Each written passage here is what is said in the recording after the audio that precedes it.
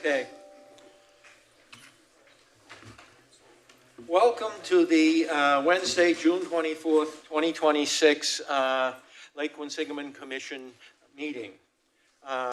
As chair, I'm going to slightly rearrange the order. Instead of having the review and acceptance of the meeting minutes and the review and approval of bills and expenses before the public hearing, I'm moving it afterward because we have two distinguished representatives here. Hannah Kane is here from the representative from the legislature, and Michael Moore is apparently on his way to be here. They want to present a citation to our retiring chair of the Lake Quinsigamond Commission. So, Hannah, the microphone and floor is yours. Get Peter's happy face. I'm expecting this. I would have dressed up. Do you want me to? This is as dressed up as I've ever seen you, Peter, so I think we're good. And I'm sorry for those, I have my back to you, but Peter, Mike is hopefully on his way, but as you know, Mike's time and your time run at about the same speed, so generally late. But he's coming from another meeting, so I'm going to present his citation as well to you. But both of us wanted to be here, and thank you to Mike for letting us know that this would be your last meeting. You can have an out with Mike later on. But ever since I was elected in 2015, you've been a constant presence in my life, and it is always about the lake. And you've just done an incredible job being such a strong advocate. One of the first things we worked on together was some legislation that needed to be updated. The Quinsigamond enabling legislation was from the early 1900s, and we had to make some changes to it, and we worked on that. You always got me out on the lake to make sure I really understood the issues. And I had so many fun Labor Day weekends going out in the boat parade and just being on the lake. And I grew up in Maine, and my grandparents had a summer place on Sebago Lake. So being on the lake for me is being at home. And the amount of care for the lake, for the people who live around the lake, the people enjoy that lake, and the people that need to understand the lake and the issues better has always been evident. And both Senator Moore and I wanted to come here today to thank you for all that you've done. It's not easy to be a commissioner on the Lake Quinsigamond Commission. There's lots of different issues. You have multiple towns that you're dealing with. And you know, some of the issues that people don't think about. If you don't live on the lake and you're not out on it, you don't understand the invasive species that we have that are growing there. And you've done a lot of work, and you advocated to the legislature through Mike and I to get some funding at the state level and on the town level. And everyone who deals with the lake and lives on the lake and benefits from the lake is better off for all that you have done in your many, many years of serving as a commissioner. So I have a citation, Peter, from the House of Representatives, and it says, "Be it hereby known to all that the Massachusetts House of Representatives offers its sincerest congratulations to Peter Collins in recognition of your exemplary and consequential service on the Lake Quinsigamond Commission. Thank you for your leadership, stewardship, and deep care for the environment and public safety issues on the lake during your 17 years of service. You will be missed. And the entire membership extends its very best wishes and expresses the hope for your future good fortune and continued success in all your endeavors." It's signed by the Speaker of the House and myself. And Senator Moore also has one from the Senate that recognizes your 17 years of dedication to the environmental and public safety issues concerning the lake as you step down from the Lake Quinsigamond Commission. And it is signed by Senator Moore and the Senate President Karen Spilka. On behalf of Senator Moore and I and everyone who benefits from the lake, thank you for all your work and service.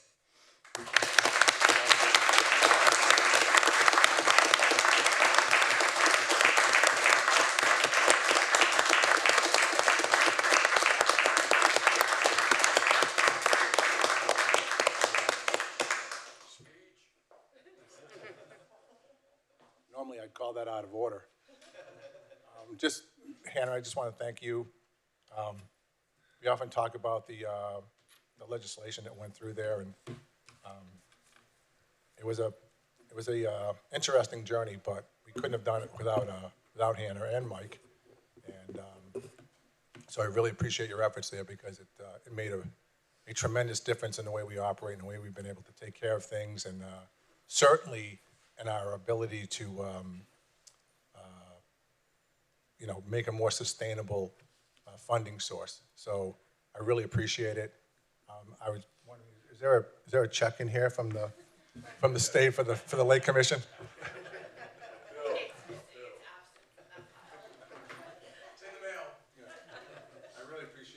So much for all this stuff you've done for the whole district you're in, and certainly for the lake, because you always were there to help out.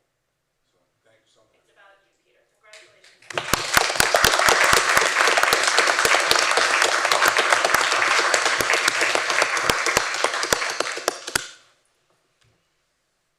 I would proceed. Okay. I'll let Mike know that. Those people who are standing in back, there are sign-up sheets. If you want to speak, please fill out one of the sign-out sheets, and we'll just go in order as they've been filled in. The people who came earliest and filled them in first will go first, and then we'll go down the sign-out sheet. Otherwise, we've got 2 minutes before we can start the public hearing at 10 minutes after 7. There are 5 seats. Want to review and act on the acceptance of the May 26 meeting minutes? Yes, please. Yes, Yeah. please. Please. And while people who haven't signed in are signing in, we'll try to get one of the items done in the next 2 minutes, which is review and act on the acceptance of the May 2026 meeting minutes. For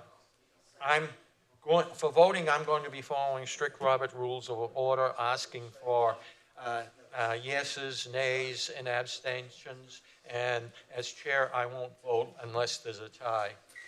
Do we have a motion from one of the commissioners on accepting the May 2026 meeting minutes? So moved. Second? All right, we'll take a vote on it. How many ayes do we have? Aye. Any nays? Any abstentions? As chair, I declare the minutes of the May 2026 meeting are approved and accepted. And I guess for the remaining 35 seconds, we'll just have to wait.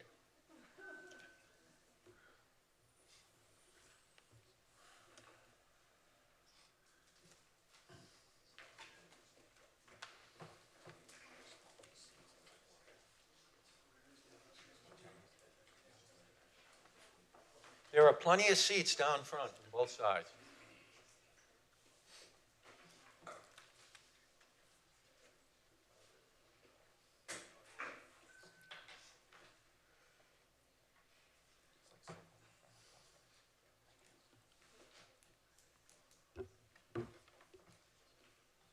It's now 10 minutes after 7, and so the public hearing on Wednesday, June 24th, 2026 at 7:10 p.m.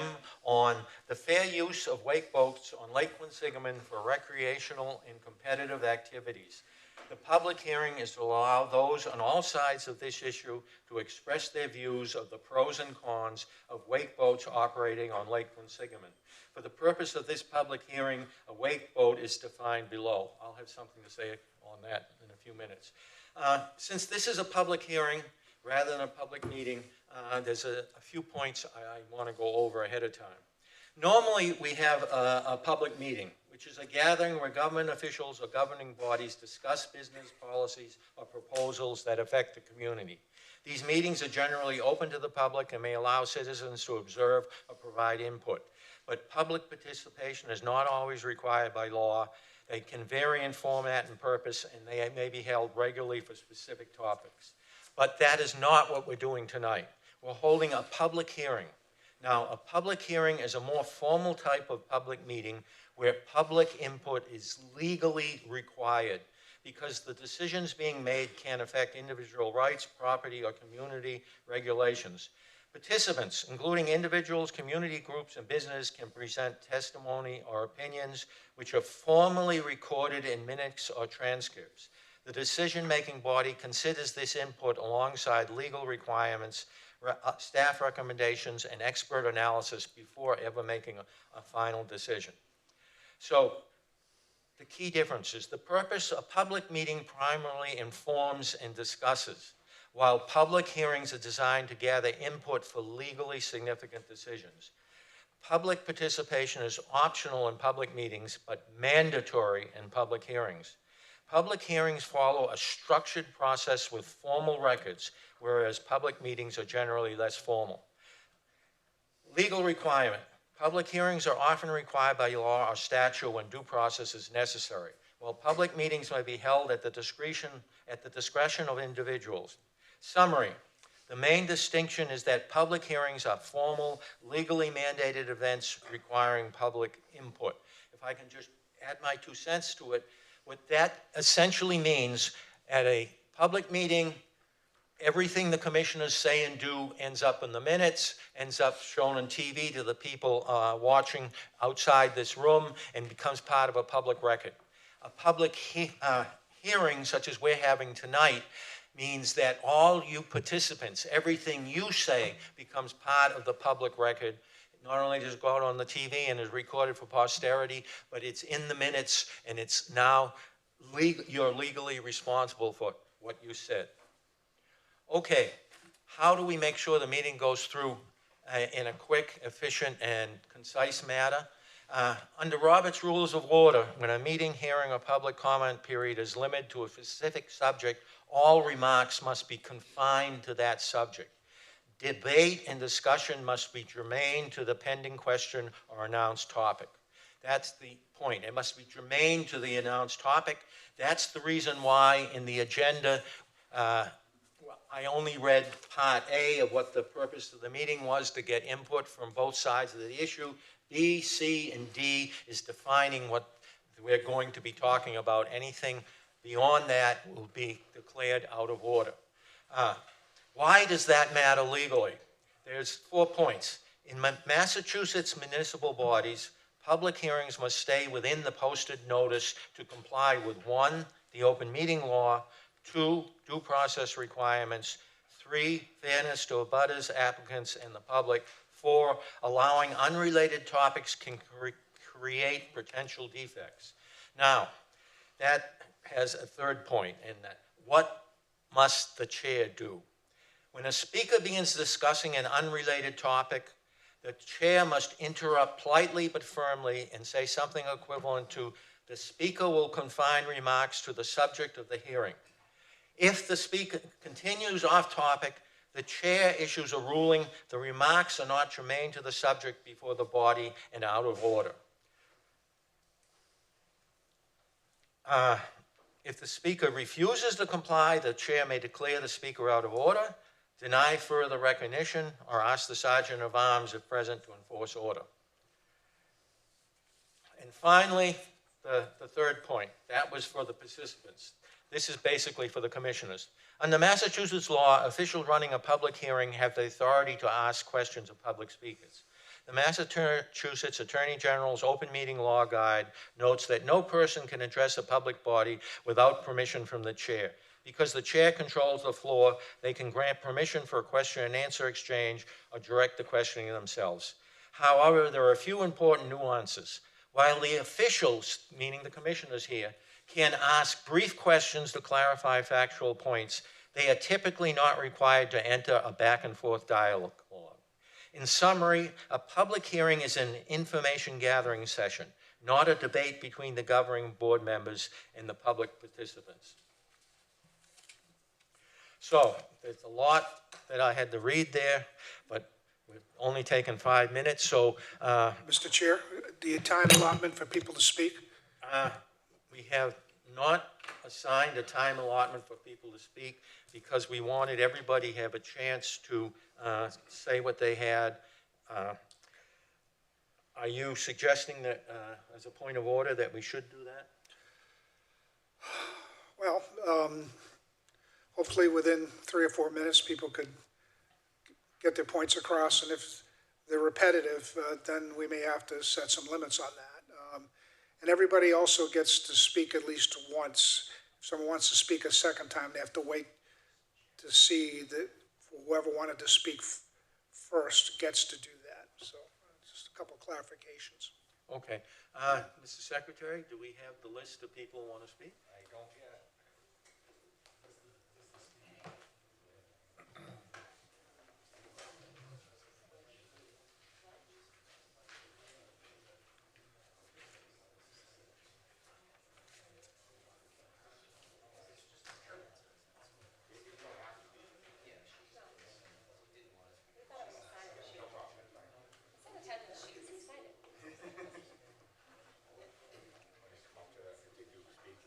Yes.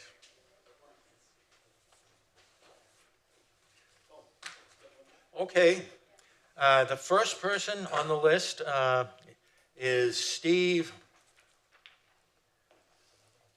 I'm sorry,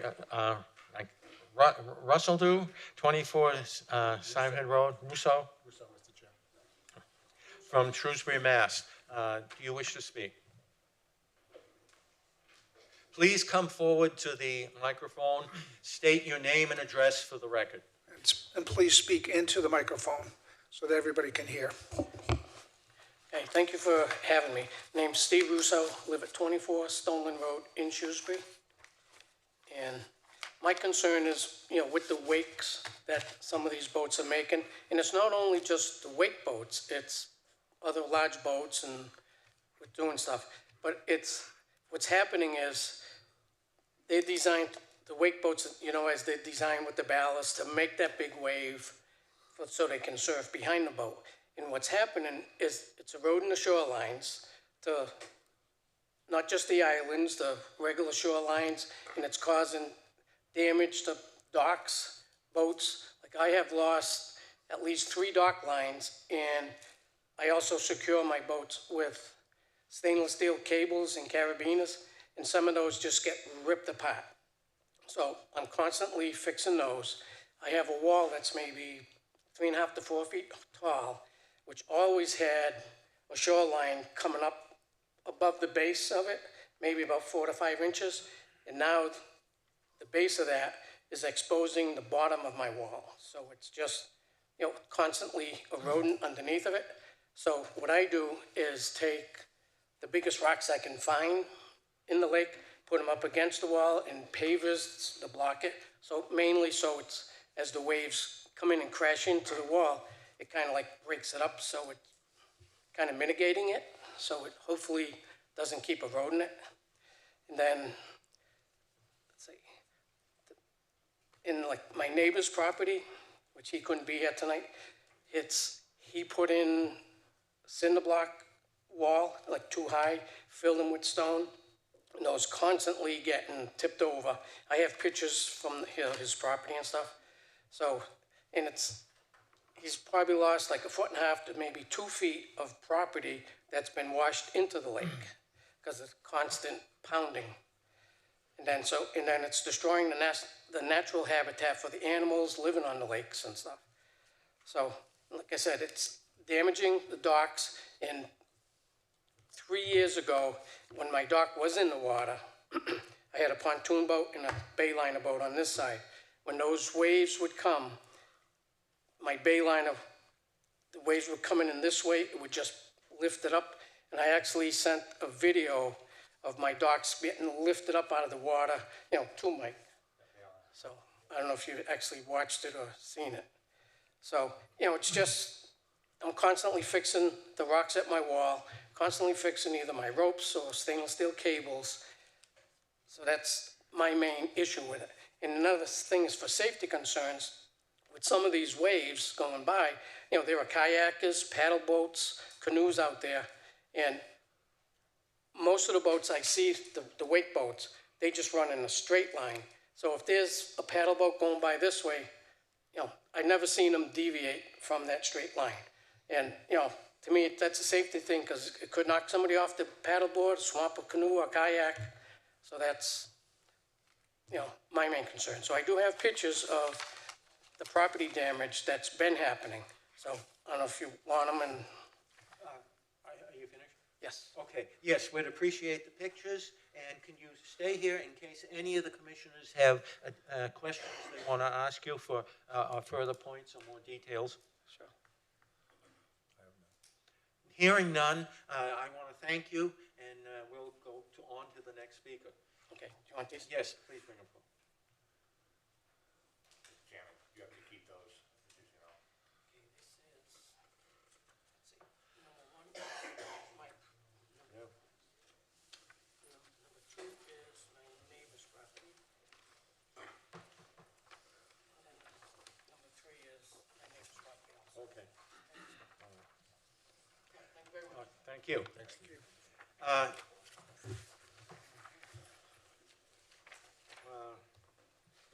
Person from 27 Eagle Head, Shrewsbury, Mass. Charles Poole. Good evening, Commission. Thank you for allowing us this Please meeting. state your name Oh. and address for the record. The people are watching, on TV. Okay. My name is Charles Petrevich. I am the chairman of the board at Eagle Head Cove. I represent 54 property owners that bear the burden of repairing a seawall that is being rapidly eroded by wake boats. It's unfortunate that these boats are there and that our lake is so narrow. Even if they go down the middle, every wave hits a shore. So our docks are being destroyed, just like the prior gentleman said. Our boats are being destroyed, but our seawall now has to be replaced. I agree with some people, and I apologize if they don't agree with us, that our seawall is 50 years old, but the rapid erosion from these large waves that never existed 50 years ago now exist, and they're causing enormous erosion in the lake. So I represent those 54 owners, and we have a financial burden to now repair that wall and adapt to whatever the committee agrees to. That's a big burden for 54 people. I also agree that the wake boats are disrupting the ground and the shoreline on the entire lake and the nesting. So on North Quinsigamond Ave is a nesting site for blue heron, but it's being washed out, I apologize, by these big waves. So we're opposed to the wake boats, or at least not opposed to boats, but the size of the wave they create. Thank you. Thank you. Do you need another copy of what I wrote?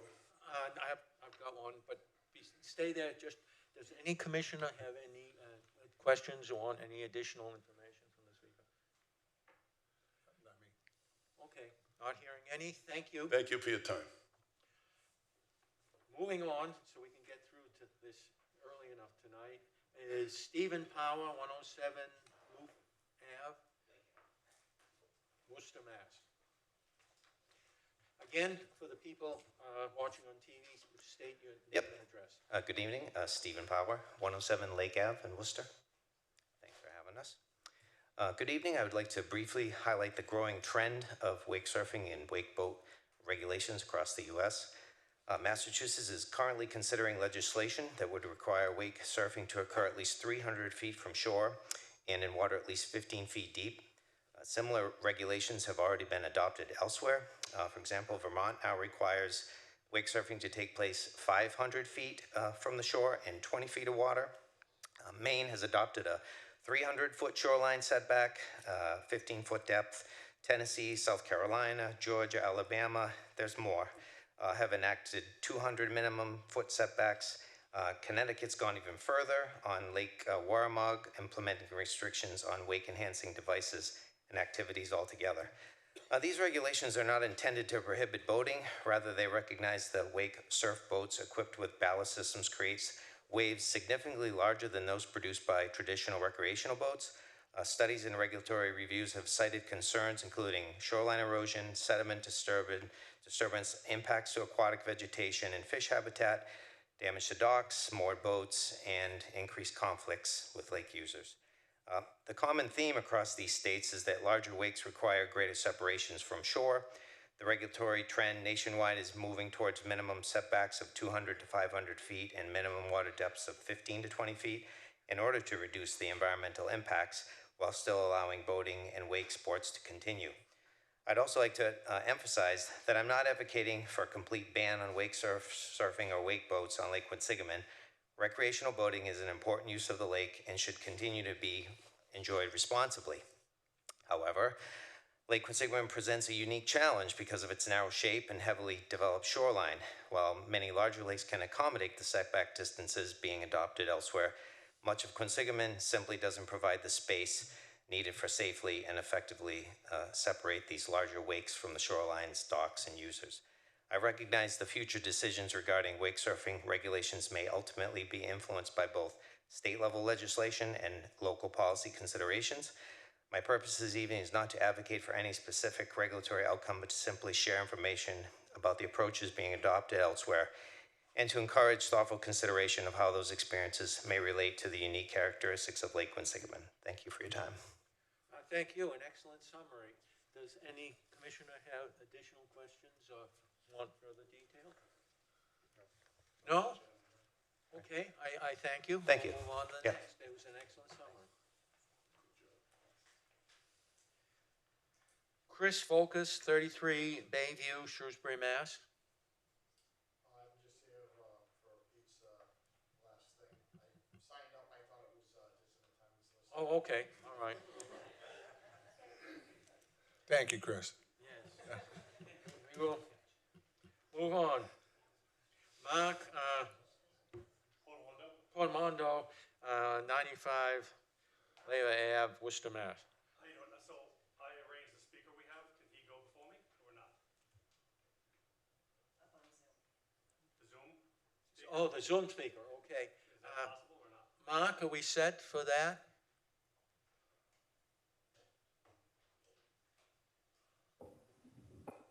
Are we set for the Zoom speaker?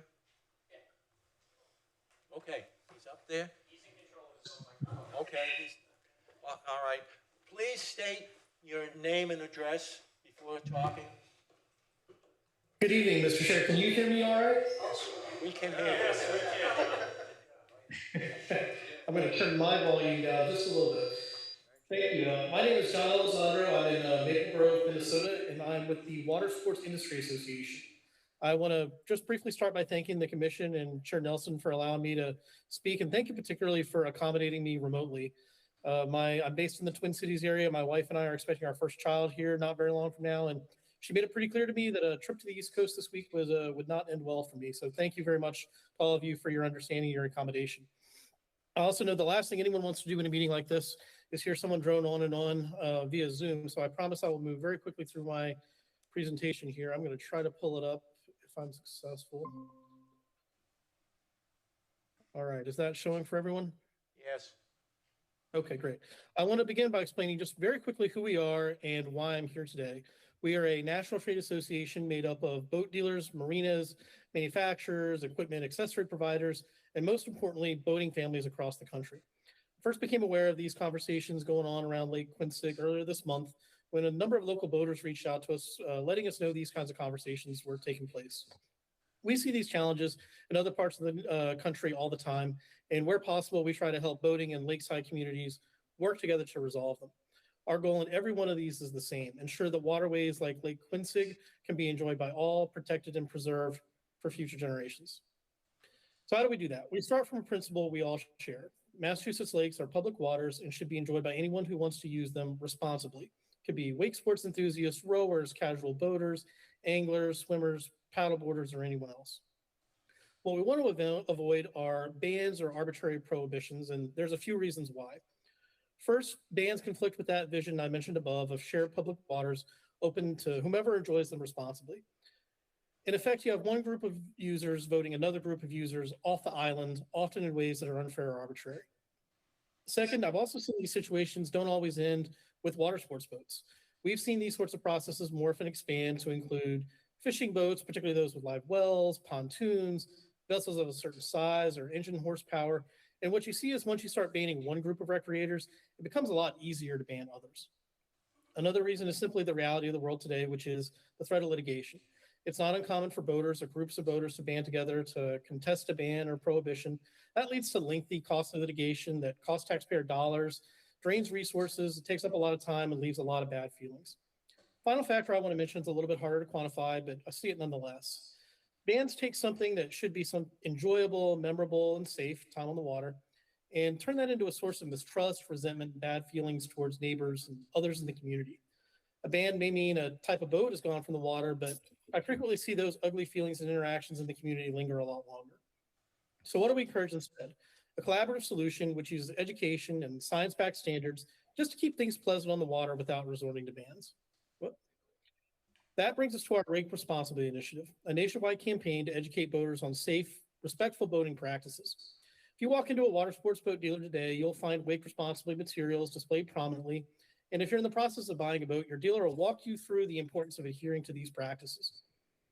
Wake Responsibly focuses on 3 core tenets: staying 200 feet or more offshore, keeping your music volume to respectful levels, and minimizing repetitive passes along the same stretch of shoreline. What we found is when boating communities embrace Wake Responsibly, the volume of concerns or complaints goes down dramatically. We provide signage, handouts, educational materials to lake associations and law enforcement. Just a week ago, I sent a shipment of materials out to the local boaters who contacted us. I'm happy to send more, and we'd even be willing to work with you to develop some lake-specific materials if the commission believes that'll be helpful. I have a QR code on this slide that'll show you a little bit more about Wake Responsibly, and I will display these QR codes again at the end to make sure everyone has a chance to access them. So I do quickly want to address one question I get when I talk a little bit about Wake Responsibly. Why 200 feet? The best available peer-reviewed science we have tells us that water sports boats operated 200 feet from shore in water deeper than 10 to 15 feet produce wave and sediment conditions comparable to other accepted recreational boating activities like tubing. Putting that really simply, the wave energy of a water sports boat wave is essentially the same at 200 feet offshore as a typical motorboat 100 feet offshore. It's also about the same energy as a 20-mile-an-hour wind blowing over a mile of open water, which is, as you can imagine, not an uncommon occurrence on a day-to-day basis on lakes around the country. In isolation on a calm day, boat wakes may seem significant or momentous, but when compared to natural factors, wind, ice, winter, or even other man-made factors like agricultural or residential development runoff, the impact of boats passing for a few hours at a time on weekends during boating season is scientifically pretty insignificant. As mentioned earlier, the 200-foot figure has been adopted by a growing number of states, including Pennsylvania, Tennessee, Georgia, and any day now North Carolina. I do want to acknowledge that some recent studies have suggested other figures, as the previous speaker mentioned, but each of them has serious flaws that render them unfit for use in these kinds of public policy discussions. I'd be happy to discuss those more in detail after the meeting if anyone has specific questions. And I want to be honest, the science here is complicated. I've included a QR code on the screen to the best summary I've found of the existing science on the topic. This was compiled by a University of Wisconsin professor. His name is Dr. William Banholzer. He's a boater himself, and he took an interest in the topic because similar conversations were going on in his own community in Wisconsin. I should note that this professor never been compensated or paid by the boating industry for his work. He's entirely independent. It's a little dense, I will warn you. It's a technical, complicated topic, but if you're interested, I do encourage you to check it out. So instead of bans, what are some ideas for things to do instead? First, start with education. As I mentioned, posting signage, handouts at access points, and equipping local law enforcement with educational materials. We see a clear inverse correlation between more boater education and fewer water conflicts. Other states are strengthening their boater education requirements as they see the same thing. Second, as a boating community, we need to self-police. Water is a shared space, and with that comes shared responsibility. That doesn't mean being rude or aggressive to other people in the water, but if we see someone operating irresponsibly, a helpful reminder from one boater to another can be really effective. Lastly, consider a 200-foot rule from populated shorelines or some variation of that works for Lake Quinsigamond. Lastly, I want to offer us as a resource, particularly commission members. There aren't many issues on the water I haven't seen somewhere else around the country, and if you're facing a challenge I haven't seen before, I could probably find someone who has and try and figure out some way to help you out. My parting message is this: where stakeholders in the lake are willing to work together, to compromise, and try to understand each other, these kinds of issues can be resolved. But it does take folks working together, boaters, other lake users, law enforcement, the commission holding this meeting today, even the rowers and crew teams. I ask all of you to remain committed to addressing these challenges collaboratively and finding a solution that works for every boating family. With that, I'll let you all get back to the meeting. Thank you again, Mr. Chair and the commission, for granting me a few minutes of everyone's time, and thank you for your attention this evening. Thank you. Does any of the commissioners have any questions or want additional details? I actually do. So just Peter? a question. You brought up a lot of good points, and I pretty much agree with everything you said.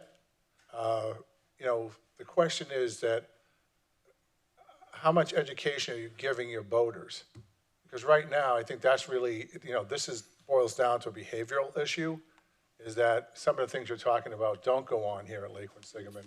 And the other thing is that in our particular situation, is a large body of the lake is, 600 feet wide. So even at 200 feet, that's sketchy, and it doesn't really allow for other boats. And I don't know, I haven't seen all the legislation out there, but I don't know how they deal with, I'm a water skier, I'm a slalom skier, and I know that we can't go within 150 feet of a boat when we're out there doing it. So if that's the case in Lake Quinsigamond, it's gonna be very challenging to do it in a large part of the lake without getting either close to a boat or shore or swimming area or something else. So,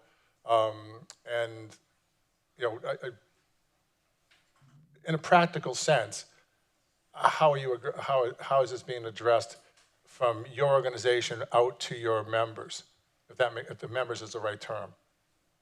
Yeah, that's a great question, sir. Thank you for that. And I think you hit on a really important point. Education really is a challenge, and on the water operation is something that the industry is really working to make a priority. That's why the Wake Responsibly Initiative exists. And as I mentioned, if you walk into a dealer today, you should find those materials displayed prominently. It should be part of the sales and education process through there. But it's certainly a moving target and something that we're always working to do a better job of. Better is always possible. But, in situations like this where we can be helpful, we can provide signage and materials and educational information to folks, we find that that's very valuable and useful. We have videos as well. They're short videos that give people a good idea of how to operate on the lake. Those are easily available at the Wake Responsibly site there that you can access via that QR code. And when you buy a boat, you're included in the vessel is a waterproof handout that includes a QR code to go watch that video quickly. So it's just another ability to reaffirm that message of responsible boating. But to answer your question, it's a big priority, and we're constantly evaluating ways to deliver that message repeatedly and effectively to our customers. Your other question, I think, was more about how do you handle the narrow passageways. I think that's something that working collaboratively that lake users can work together and figure out. What are the ways that we can structure this that works. That's safety is obviously the paramount priority above anything else. So I think working together and collaboratively, there are ways to structure folks' time on the water to make sure that people can operate safely in a way that's not overcrowded, where you're not channeling multiple boats into the same stretch of water. There's certainly something to do, but as I mentioned, it does take collaborative work, and every lake's a little bit different. What that solution looks like might look a little bit different on every lake, but if folks are willing to work together and do it, there's usually a way to make it work for folks. All right, thank you. Thank you. Any other questions? Thank you, Mr. Chair. Yes, Dean? John, do you have a rendering of Lake Quinsigamond that would tell you if there's anywhere that 200 feet of buffer is not possible? I do, but I don't have it that I'm able to key up quickly. But if you'll follow up with me, I'd be happy to talk through it a little bit with you, and we can chat about it. Okay. Any other questions? Hearing none. Thank you very much for your presentation, and we're going to move on to the next person. Thank you. Do you have anything to say in addition? Yes. Okay.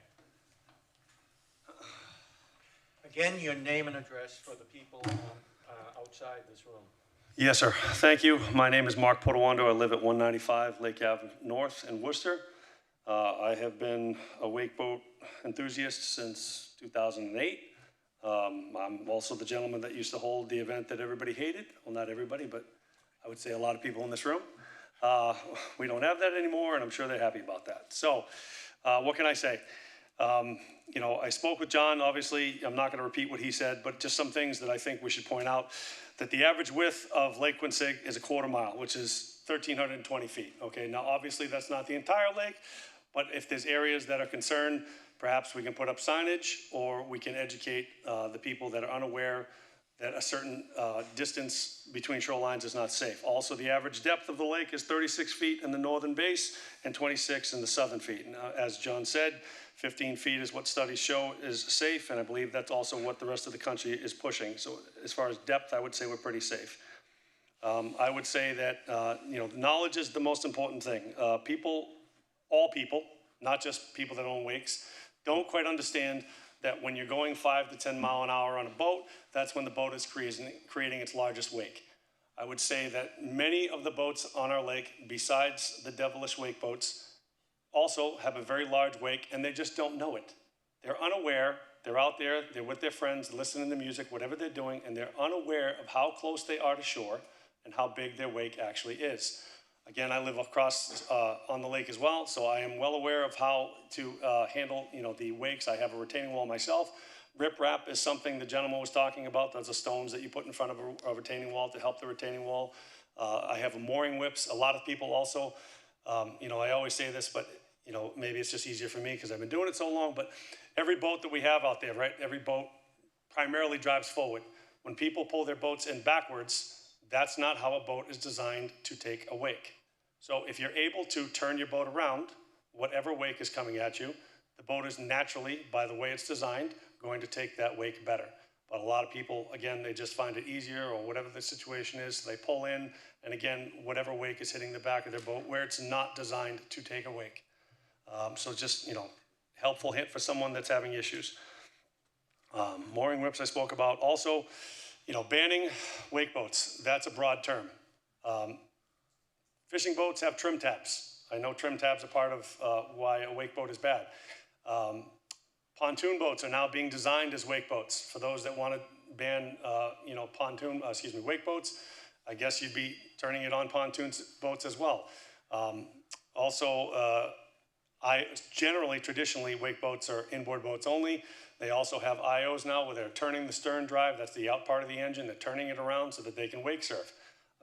Again, that's not a wake boat. That's an IO. So I guess that would be banned as well. I would say, unfortunately, you can't teach someone common sense, okay? Again, I've been on this lake for a very long time. I'm aware of its narrow areas. I'm aware of its depth challenges. I'm aware of the crew boats. I'm aware of all the issues that we have. So on a busy day, I do not go out. When I do go out, I stay in the middle of the lake, trying to keep my wake away from shoreline as much as possible. But not everybody does that. So I think an education would be a good thing as well. As far as education, I have some signage from John that I would gladly put up if the commission allows. I would also gladly go to every wake boat that has, or that someone that would be a wake boat and pass out and speak to them. Because again, I do love the sport and I don't want anything to happen to it. I also would say that people kind of forget what a busy day on Lake Quinsig looks like as far as a Saturday or a Sunday. And, I know everybody's got videos of that single wake boat going by. Why don't we video that? Show me a Saturday or Sunday in the summer and what that looks like and how your retaining wall or dock or whatever the situation is that you're upset about is handling that. So my point is, you're not going to stop that, but you want to stop the single boat that's out there by themselves that's in the middle of the lake. That part I don't understand. Now, if that boat is sitting there on top of the dock and there's no one else out there, I have a problem with that. I would too, if I were you guys. But again, these are the things that we need to educate people to change. And as far as police, I would, number one, thank the police because I've never seen more police in my 21 years of being on the lake than last year, and this year starting out to be good as well. But what I see them going after is not wake boats. I see them going after jet skis. Now, I'm not advocating to get rid of jet skis. I'm just simply saying if law enforcement saw an issue, I think they would take care of it. But they're not pulling over a wake boat for being a wake boat. I haven't seen that yet. So, maybe that hopefully won't happen, but I have not seen it. So that's all I have. Again, I have that information. If we can put it up, that'd be great. I don't have anything further. Okay, thank you. Do any commissioners have questions? I just have one. I hate to be that guy. Yeah. So, Mark, first, I did not hate that event. I just want to go down the record. Okay. Appreciate you, Pete. It was one of the most energetic events that we had on Lake Quinsigamond, and probably besides, crew regattas, that it was probably the most well-attended. So I always thought it was a good idea, and I was sad to see it go, to be frank. So that said, I just had a question about the mooring of the boat. Not accounting for the wisdom of doing it that way, when a boat is parked bow to shore, they're parked legally, you would say, right? Legally? Legally, I mean, there's nothing, Oh, no, I'm not unlawful saying, about it. No, it's more of an educational thing. I'm Right, not saying right. it's illegal, but It's not wise to do it, I get that, if someone's got their boat parked that way, it's perfectly okay to do that. absolutely. But again, that's not how it's designed to take a wake. So again, whether it's a Saturday, a Sunday, or a wake boat, if you turn it around, it's naturally going to take the water better. That's how it's designed. Right. So to me, it's just like a common sense kind of thing. So what would happen if, again, back to the behavior part of it, what would happen is, and I'm not singling out any individuals here, but what would happen if the boat, which was parked unwisely, gets swamped by a wake, is who's responsible for that? I think that's where we're one of the challenges that the commission would have to figure out. And I agree that banning is not the answer. I don't think, matter of fact, I don't believe the commission's even considering banning a particular boat as much as addressing the things that make a wake bigger, artificially bigger, we'll say. Your boat weighs, say, 4,500 pounds without putting ballast in it. The wake is the wake.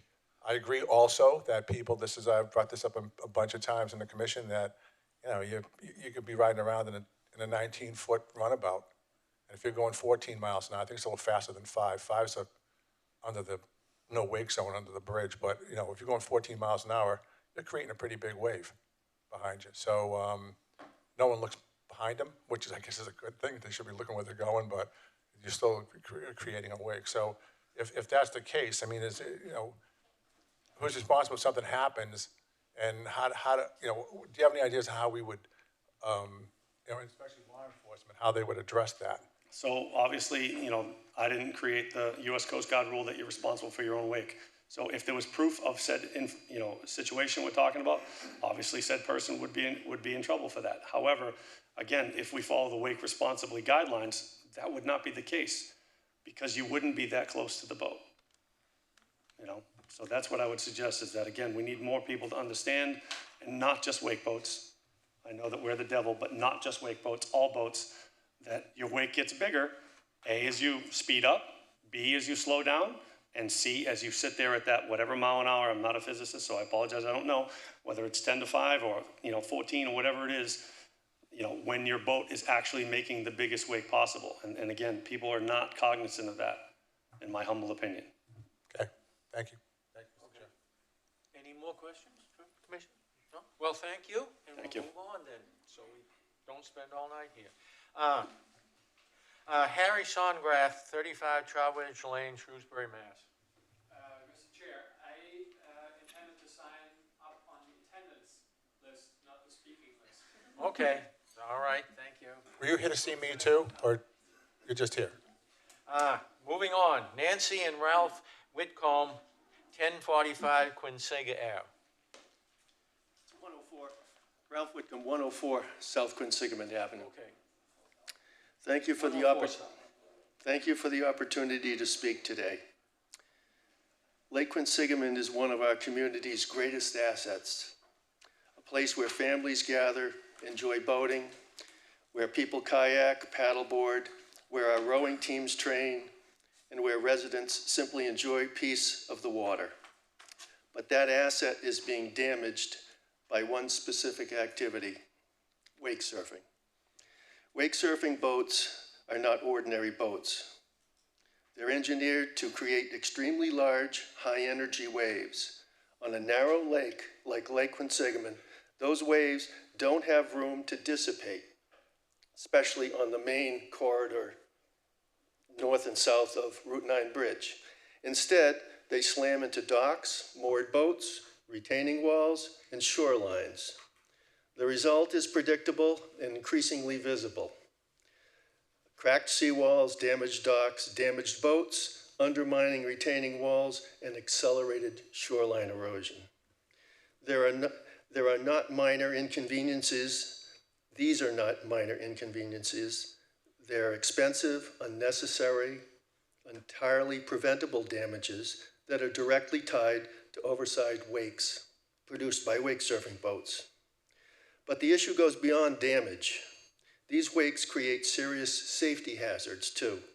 The people who use the lake responsibly every day, kayakers, paddleboarders, fishing boats, even some larger boats, especially our rowing teams, can't safely navigate the chaotic water these boats generate. We've already seen, or many of us have experienced, I personally have, near capsizes and close calls. We should not wait for serious injury or worse before taking action. The fundamental truth is Lake Quinsigamond is too narrow and too busy for wake surfing. It's not about restricting boating. It's not about limiting enjoyment of the lake.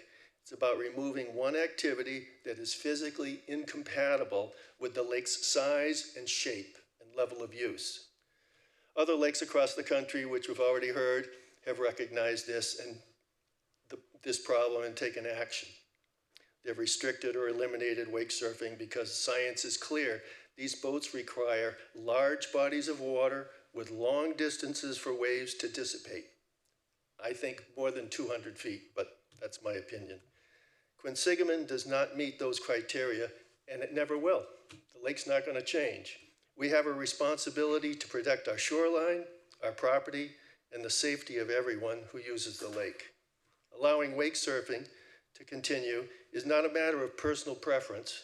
It's a matter of physics, safety, and stewardship. So today I urge you to take the necessary step to eliminate wake surfing boats on Lake Quinsigamond. By doing so, we would preserve the lake we all share, protect the people who use it, and ensure that the treasured resource remains safe and enjoyable for generations to come. Thank you. Thank you. Any commissioners have questions or want more detail? No? Okay, thank you very much. And moving on, Kelly and Sean Fitzpatrick, 199 Lake Ave, Worcester, Mass. Another one I thought was attendance. Okay.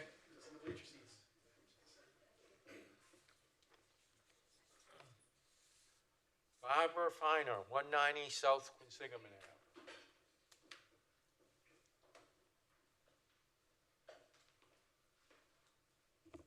Good evening, Barbara Finer, 190 South Quinsigamond Ave, Shrewsbury, obviously. So I have a couple of things that might be hopefully helpful. I've been in Shrewsbury on the lake for 8 years, and I was told, if this is true or not, I don't know, that at one point in time there were a lot of marker buoys that would help people understand how close they might be to a shoreline, because I propose that a lot of people don't understand what 60 feet is or 200 feet or how far they are from a shore, and that some form of marker at least might help, at least maybe visually say, why is that marker there? And remember what some of the rules might be.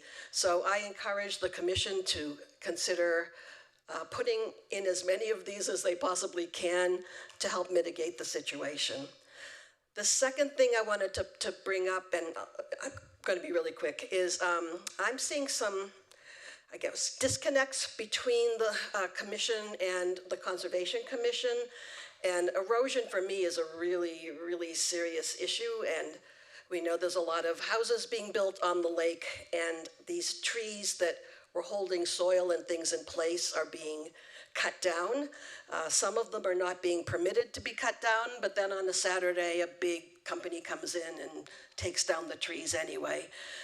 I don't know how to, police that, but I would say that I believe that that's creating issues also with the shoreline and having walls fall over and all of that. That was it. Everybody else has been covering a lot of other great things. Okay, thank you very much. Any questions from the commissioners? Not for me. None? Okay, thank you again, and we'll move on. Barbara Finer, 190 South Quinsigamond Ave. You just spoke. I'll come up again, but That was the last page. Quick question from the people in back. Has anybody filled in any more of those blank pages to? If you find one there, could you bring it forward? All blank? Okay. Could Yes. I just add to my argument? 1 minute. Okay, certainly. We're here to get information from the public. Good evening again.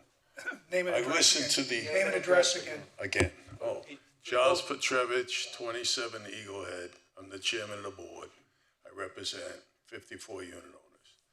I just want to say to the commission, the rights that the boaters have does not exceed the rights of property owners. So the rights of a few do not exceed the rights of many. And that's what's happening with these wake boats. Lake Quinsigamond is very shallow.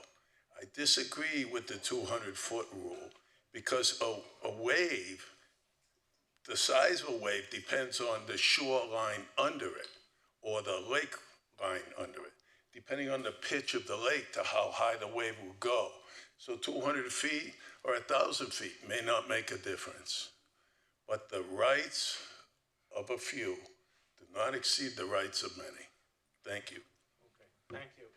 Is there anyone who didn't sign up who would like to say anything before we end the public hearing? Yes.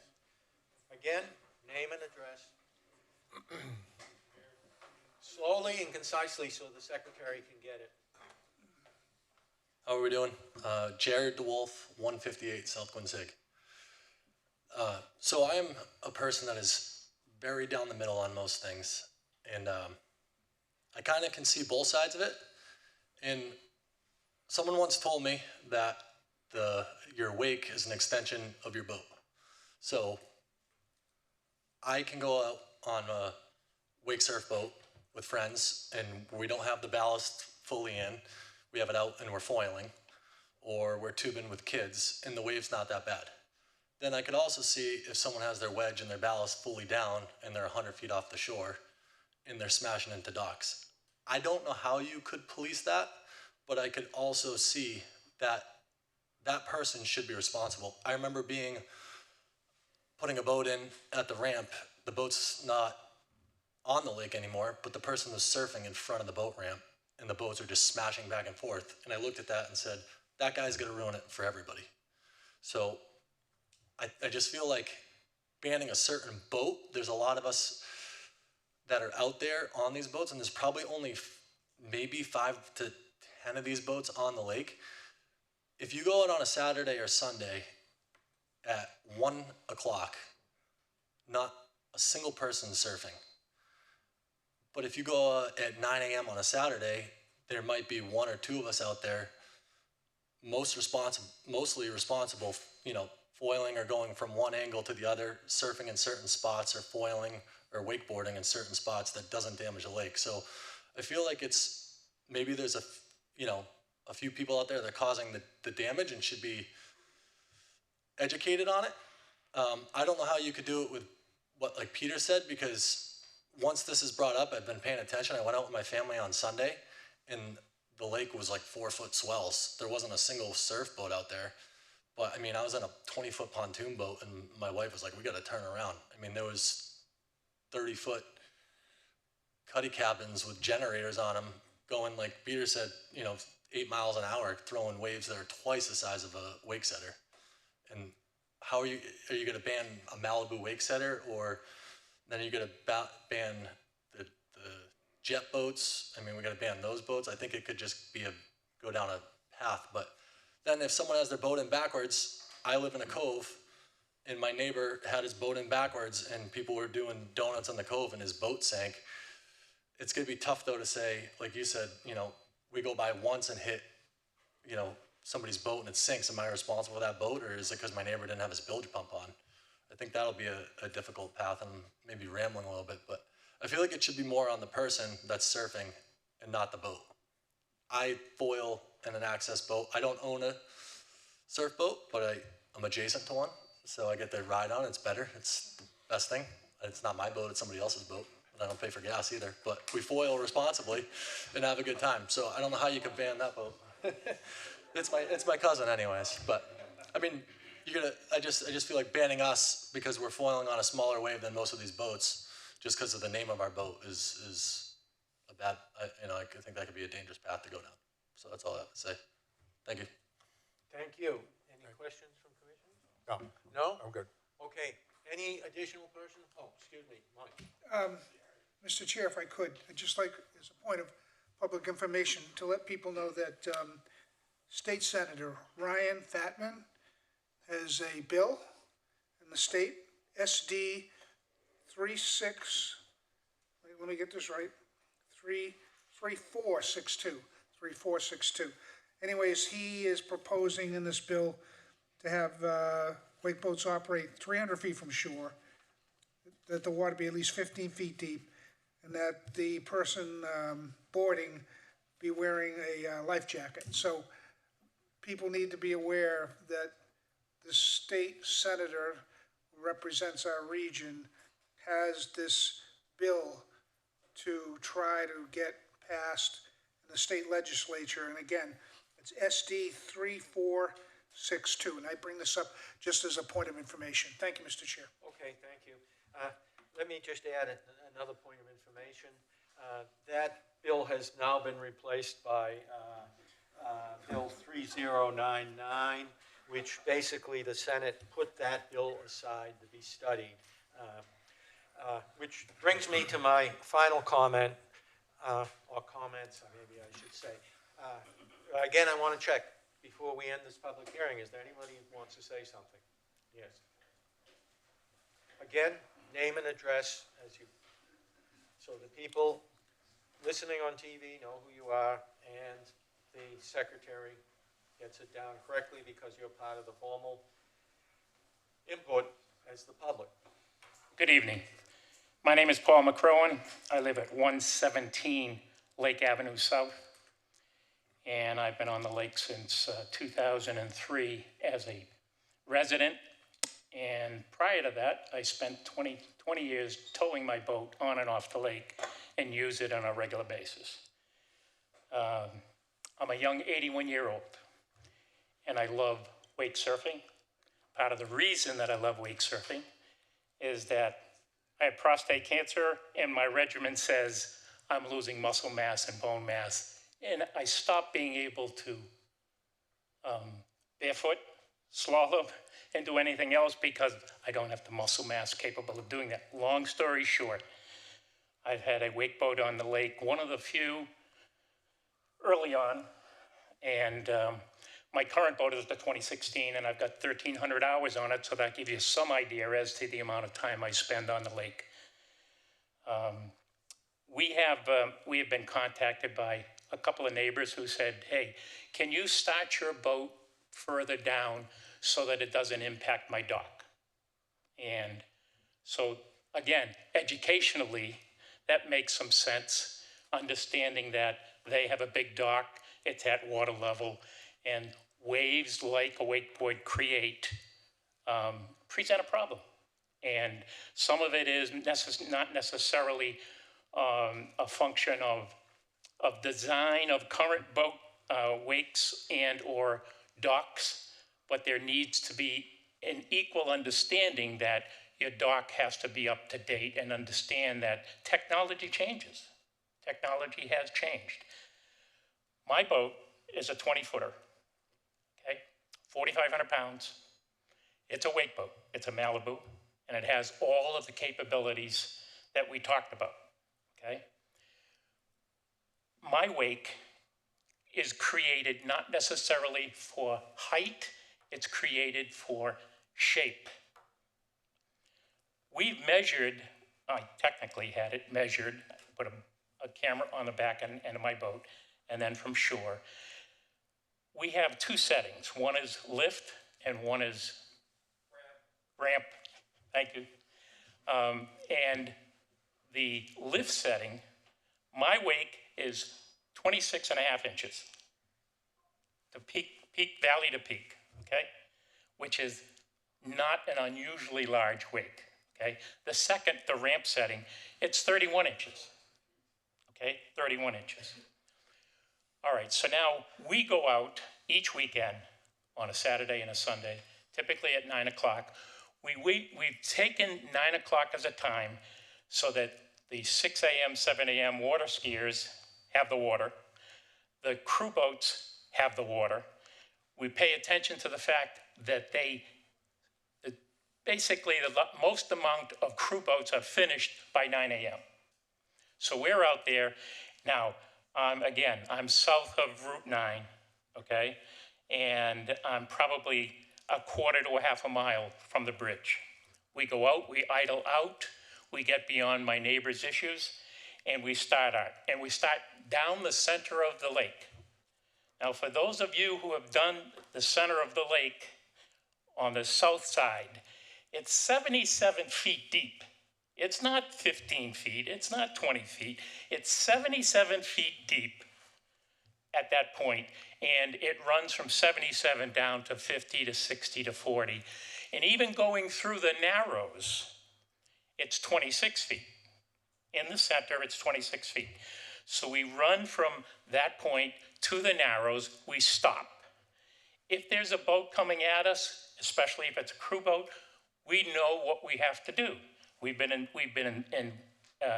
not cited, but we've been educated by the Mass Environmental Police and said, listen, your boat wake is a part of your boat, and you have to pay attention to that. So we pay attention to that, and we stop. And when we see a crew boat coming, we head directly towards them. And why do we do that? So our wake dissipates before they get to it, okay? We don't try to go side to side, we go straight for them, so when they get to us, and I'm talking a couple of 100 yards, if not further, the wake is gone, okay? And I think you'll find that many crew boat participants know my boat and understand that. And again, it is an education factor. There are many crew boats out there that don't have a clue what they're doing. And I shouldn't say many, there are some. And there is an education necessary for that. So we travel from the midpoint south of the Route 9 bridge straight down the center of the lake. We've got more than 200 feet on either side of us, okay? More than 200 feet. We get to the narrows, we stop, we idle through, we get to the other side where the buoy is, we start up again, we go by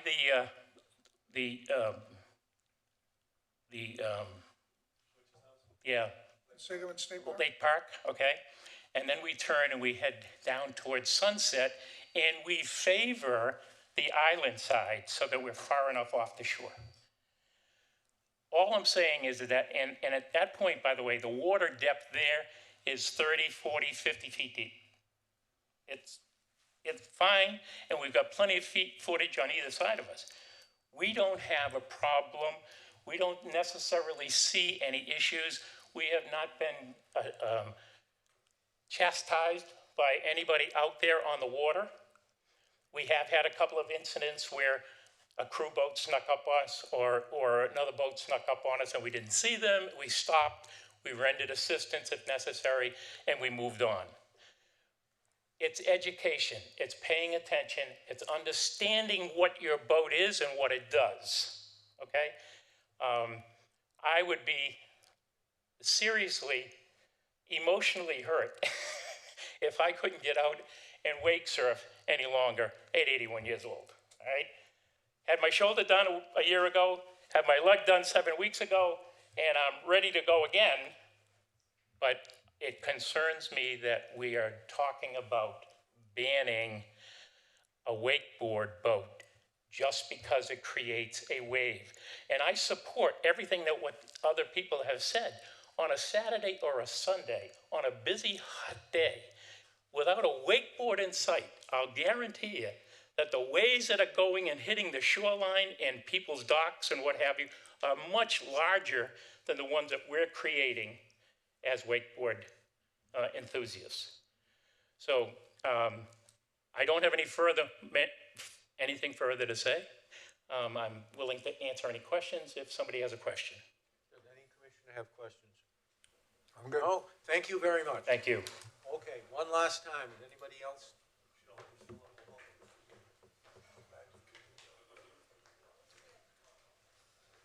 Name and address again for the people I will watching. do that. My name is Paul Zarumba.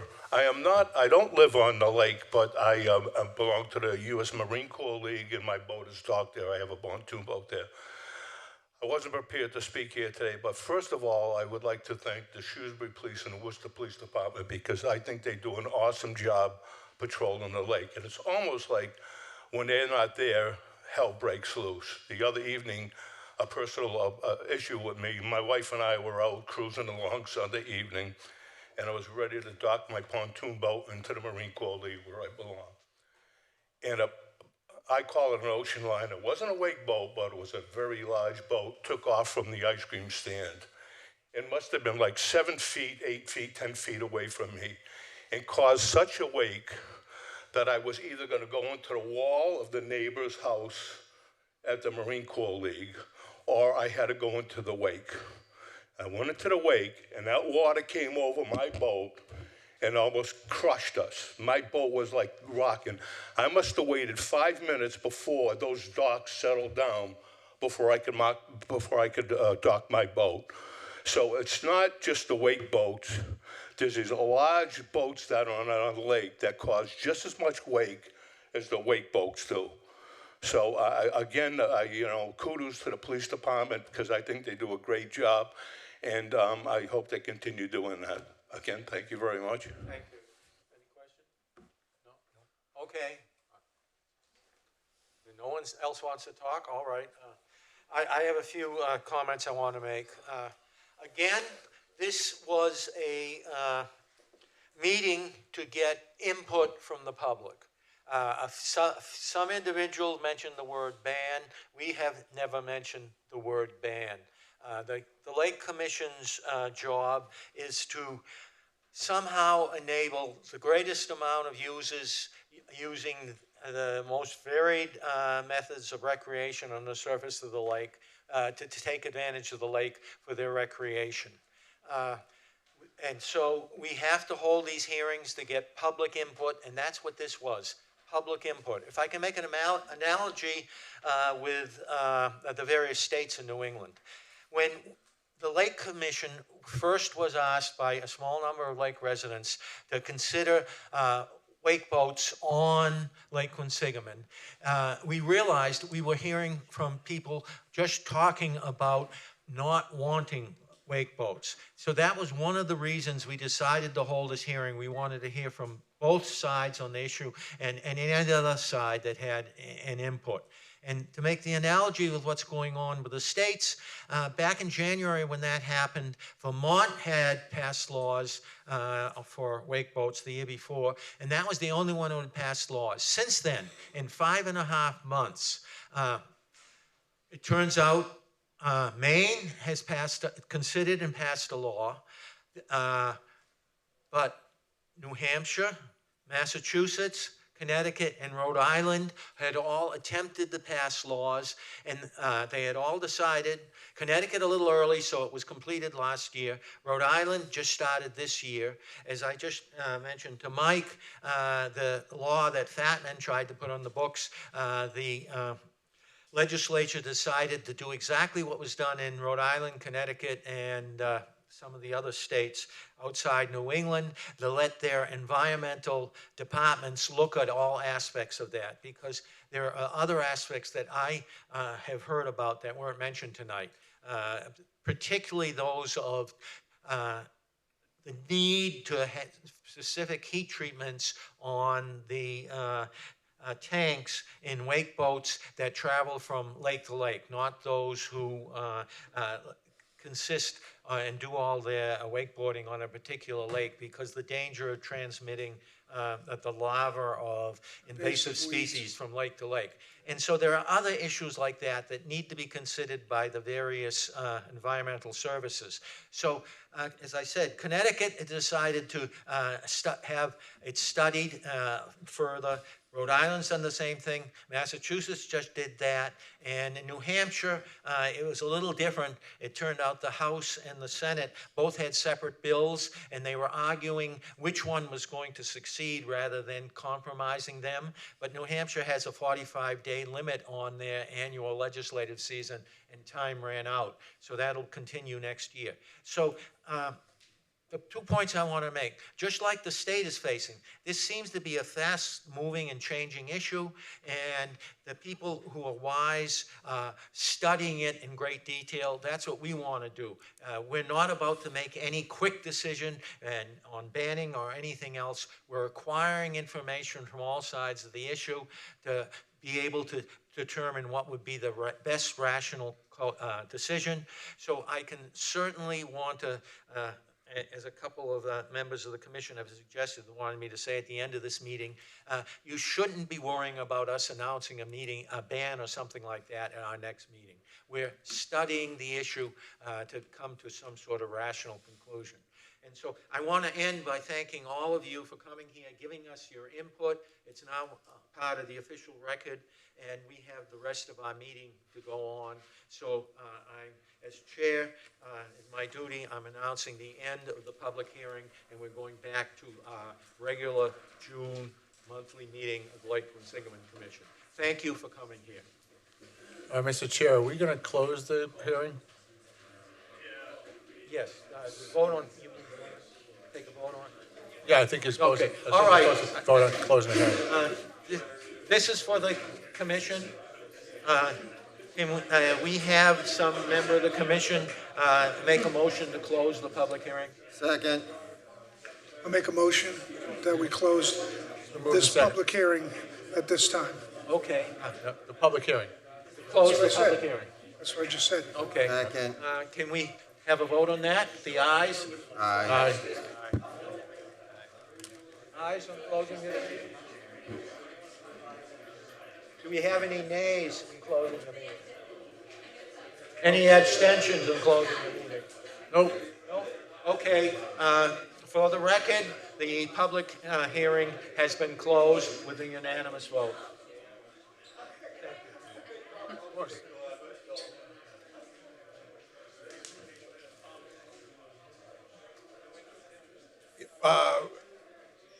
Me? What do you think? One thing, we can make a recommendation, but we have to go to both the town and the state to get any permission to hang anything at the ramp. I think it's a great idea. I really appreciate you doing that. Also, I see some literature on there. Well, you got a bunch of boxes in the living room. You got to get rid. Your wife's saying, get rid of it. Take all you like. Yeah. The one thing, the QR code guy too. Perfect. Yeah. So, I don't know if I need them all, but yeah. Well, the sign.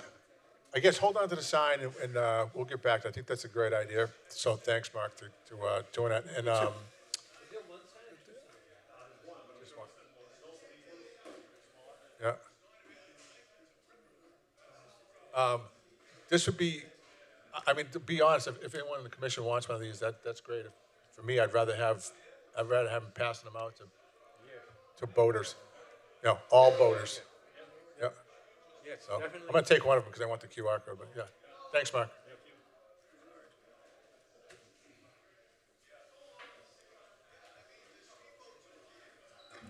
All right. Can we have a little silence or close the doors up No, there? you can't shut the door if it's a You public can't shut the door, meeting. but Katie, you have to leave the door You open. have to leave the door open. Katie, you have to leave the door open. It's a rule in terms of a public meeting has to be open. Warning shot. Just speaking to the mic. Rather kick him out. Just that.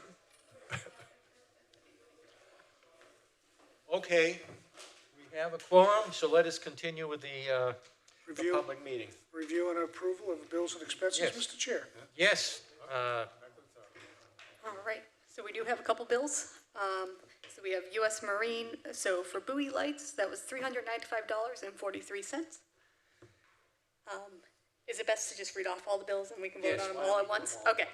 All right, so then we also had an Amazon order for office supplies for that, sending out the doc renewal forms and whatnot. So that was for $38.75.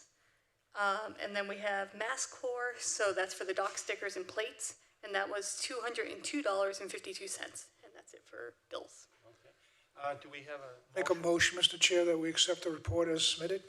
A second? Second. All right. We will. Peter, do you have a question? No. All right, we will vote take, aye. let's take a vote on it. Do we have a vote on the ayes? Aye. Any nays? Any abstentions? The chair declares that the motion is passed unanimously.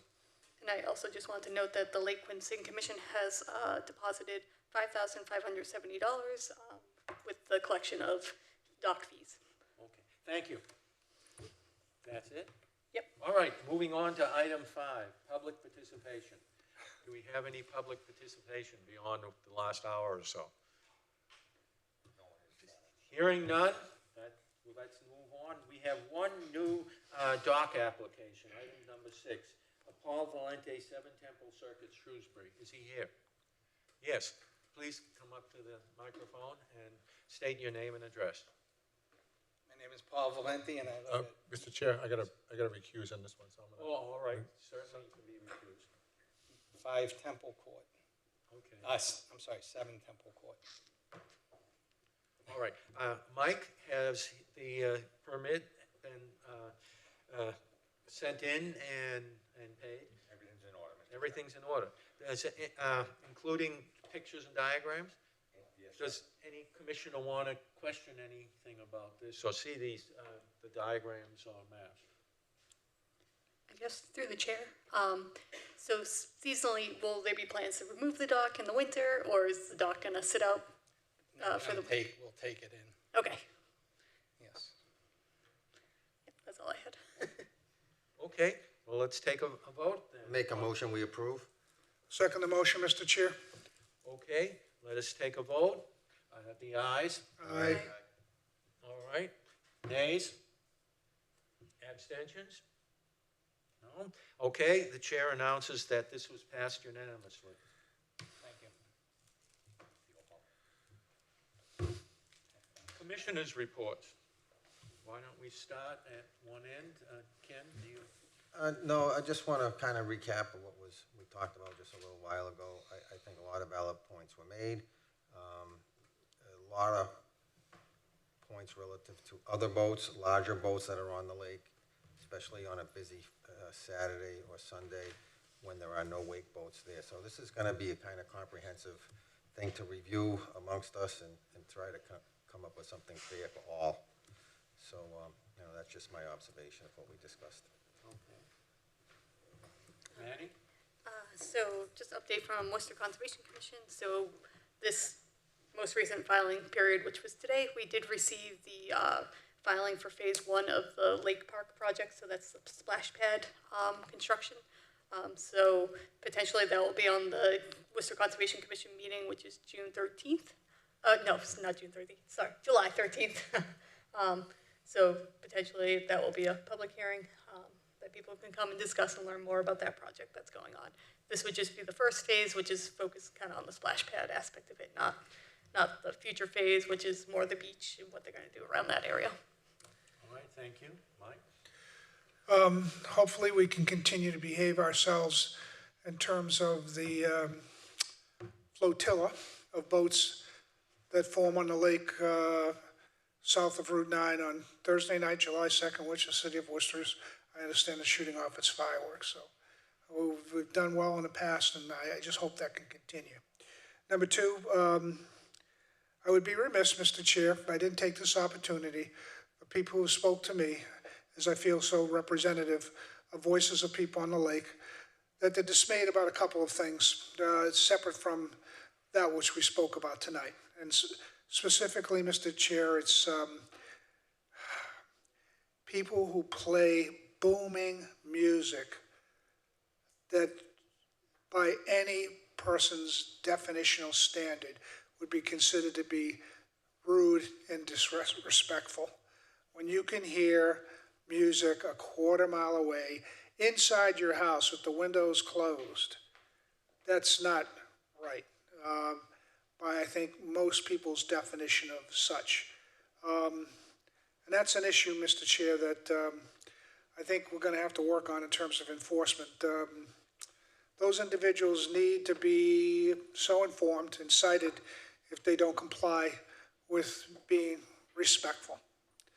Now, moving on, Mr. Chair, I continue also to be the recipient of intimidating complaints with the use of how they used jet skis on the lake, throwing about wakes, running around in circles, and people have told me I'm afraid to kind of go out on the lake on a busy Saturday and Sunday afternoon, seeing these jet skis, wailing about, to use simple common English.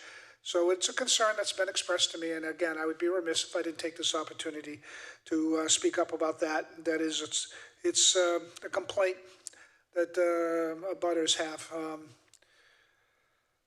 Besides that, Mr. Chair, the lake is as busy as it typically is on Saturday and Sunday afternoons. And in the end, both education, but I also think there's going to have to be sustained enforcement to basically have those individuals, be reminded of such behaviors and that it's received offensively by others. Thank you, Mr. Chair. Thank you. Peter? I just want to, this is my last meeting as a commissioner, and I just wanted to thank everyone that I had the pleasure of working with, and some that I didn't. Especially Worcester Lakes and Ponds, Katie, you've been great, and Jackie before you, but I really appreciate the stuff you're doing and the knowledge you bring and your accessibility. Thank you. And for all the commissioners, both past and present, that have helped me out. And I'm going to reach out to individuals at some point as well. And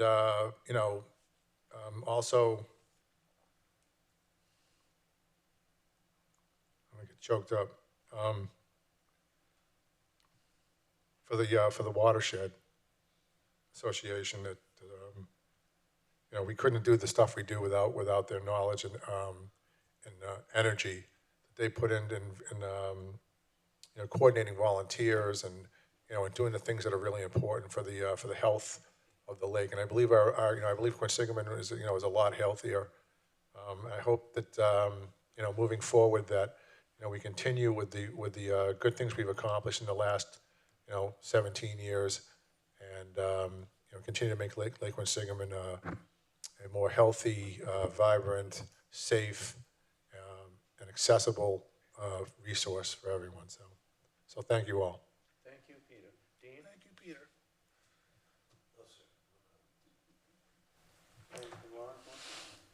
As far as Sergeant Bradley said, everything seems to be status quo. We have both our jet ski and the police boat are up and running. We are fully staffed every day, every evening, extra hours on certain hot days and certain Saturdays and Sundays where we'll been having our jet ski or police boat out as early as 11 in the morning. I know the past couple weekends I was out on the jet ski for 10 hours each day. That's why I have a nice tan now. As far to follow up on Mike's stuff, I guess I'll start with the loud boats. We hear you, we understand it. My biggest thing is I'm out there all the time, and I can count on one hand how many complaints we've had on boats. I can count on 1,000 pieces of paper how many complaints I see on Facebook. That's the biggest thing, is we need the phone calls. We're not monitoring, as a police agency, the Facebook pages. We're not monitoring people's chats and back and forth. When I go to talk to someone about the music, and I know the boats that we're talking about, they've been warned numerous times. last year, several boats were issued bylaw violations for noise ordinance after times. And ultimately, they just don't come back to the lake. We do have a couple new boats this year that we know of that are the issue, and they were dealt with specifically Friday night. Friday night, I talked to those 3 boats, what you call Floatzilla, off of Stony Brook, or not Stony Brook, Stoneland. And the bigger thing is we actually got a call the second time after I spoke with them, which is great, because now I can go back to them and advise them under legally that this is now a complaint. This is not just me saying it's my opinion that you're too loud. We now have residents saying that you're too loud. They were given a second warning. And then thankfully, again, we received a third call where I then went to the boathouse, because I was all by myself, and we got extra officers on the boat to go deal with the 20, 30 people that were on these boats, and they were all escorted back to the North Quinsig boat ramp and shut down at 9 o'clock at night. Those are the phone calls that we need to make a difference on this lake. It's still, and this is every year, we need the phone calls. If you're hearing it, call it. That's my job out there, is to answer the calls. If you have an issue with someone, even if it's a jet ski, a loud noise, someone's creating too much wake, someone's too close to your boat, I'm out there doing proactive work as it is, but it would also be nice to do reactive work with the general public calling. And those are going to add more stats to our volume, get more officers on the lake, get more police boats on the lake because of the added call volume. Right now, I think we've had a total of 6 to 10 calls, honestly, between the start of the season to now, for just generalized complaints. So I'm probably one of the only ones. I'm out really late. I stay out on the police boat and the jet ski as long as I can to be out there. As far as the jet skis and their negligence, if they're in and around other boats, I don't tolerate that at all. They're warned numerous times, but even with the loud music, as soon as I drive away, they're right back at it. And that's where I need the phone calls. Because as soon as I disappear, it's a large lake. I have a large area to cover. Other officers have a large area to cover. As soon as we drive away, our police boat's a 20-foot Boston Whaler. It's a rolling billboard of Shrewsbury Police. And as soon as that's gone, the music goes back up, the jet skis start doing their thing again, and we're none of the wiser because we're now all the way up north. This is why we need, and I wish I could have said this with the audience that we had before. I hope they're still watching, but we need the phone calls to be able to enforce these. And I guarantee you with the phone calls, the lake will get better. It's just not knowing, thinking I fixed the issue for now, and then unbeknownst to me, 5 minutes later, it's right back up to where it was. And it takes me another 30 to 40 minutes to get up and down the lake and go back. And that's 30, 40 minutes that people have been listening to this or watching this stuff happen.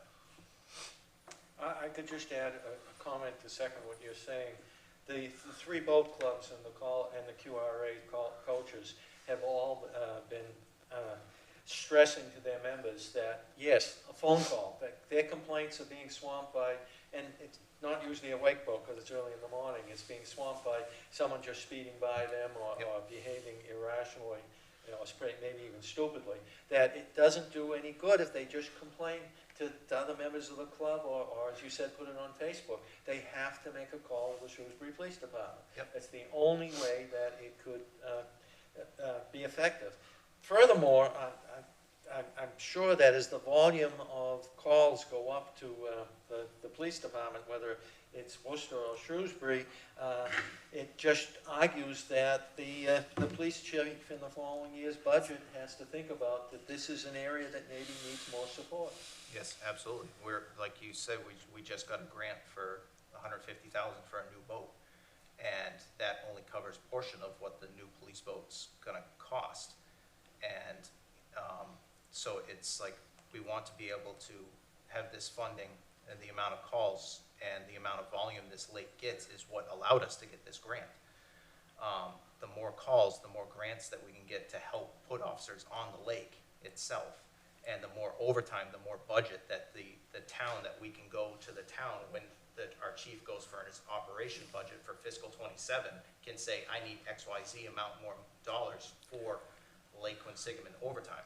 because it doesn't come out of our general fund. He has a specific budget for our lake. When we run out of that budget, our officers are going to be dwindled down on that lake. So the more complaints that come in, the more he can show that we need a bigger budget for the lake. It's just going to help everybody in general. And I hear a lot of voices say, no, I don't want to bother you. You have better things to do. My job as Marine unit is lake patrol. That's my job out there, along with several other officers that we do this full time. That's our job. You're not bothering us. That's what we're there supposed to be doing. As far as like outside of in the rest of the town, I can understand you have better things to do. But when we're on the lake enforcing Lake Quinsigamond rules and regulations of mass voting, that's our job. That's what you're supposed to call for, and that's what we're going to do for you. Thank you. I have a few comments to make as well. First of all, the Shrewsbury DPW has responded to the Lake Commission's question on the nearness of their water wells to the north end of the lake's inlet, northeast of East Main Street. It turns out that part of that swampy water inside is inside a Zone 1 surrounding those Shrewsbury water wells, which according to the town engineer, Justin Richardson, forbids using herbicides to treat invasive aquatic weeds in that location.